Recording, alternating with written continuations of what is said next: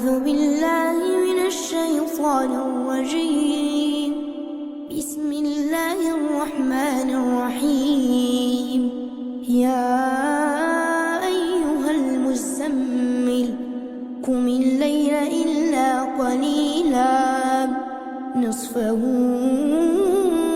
أو ينقص منه قليلا أو زد عليه ورتل القرآن ترتيلا إنا سنلقي عليك قولا ثقيلا إن ناشئة الليل هي أشد وطئا وأقوم قيلا إن لك في النهار سبحا طويلا واذكر اسم ربك وتبتل إليه تبتيلا رب المشرق والمغرب لا